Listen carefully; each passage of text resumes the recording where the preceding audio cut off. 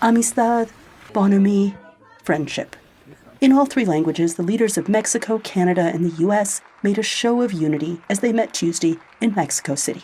We're true partners, the three of us, working together with mutual respect and a genuine like for one another to advance a safer and more prosperous future for all of our people.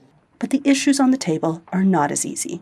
Irregular migration, illegal drugs, climate change, and trade disputes are front and center, as the Mexican president pointed out as he openly challenged Biden to expand economic cooperation. This is the moment for us to determine, to do away with this abandonment, this disdain, and this forgetfulness for Latin America and the Caribbean, which is opposed to the policy of the good neighborhood, of the titan of freedom and liberty, FDR, Franklin Delano Roosevelt, and starting with you.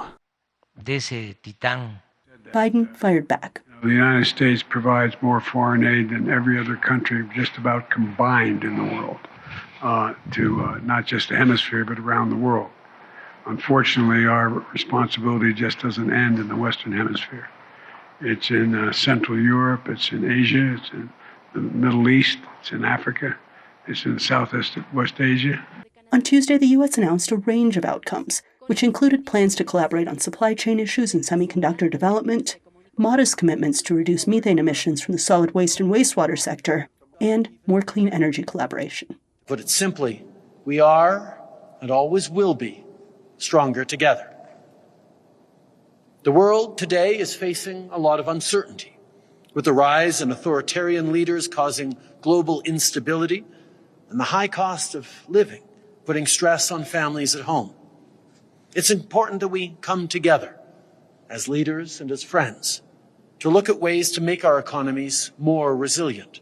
Irregular migration is also a thorny issue, especially after Biden launched his trip Sunday with his first presidential visit to the busiest port of entry in the U.S., in El Paso.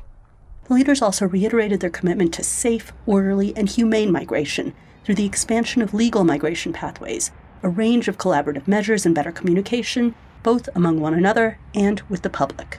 They also agreed that illegal trafficking in arms, drugs, and people is a shared threat, and committed to work together on the challenge. So, was this summit a success?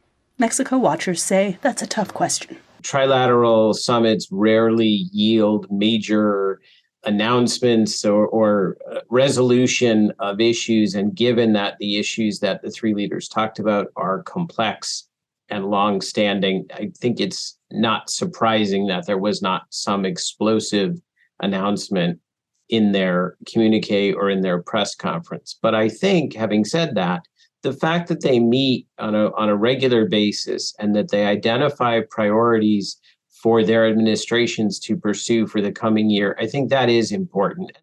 But as the leaders highlighted, this is a continent with great potential and great challenges. Will this summit move the needle? Time will tell. Anita Powell, VOA News, Mexico City.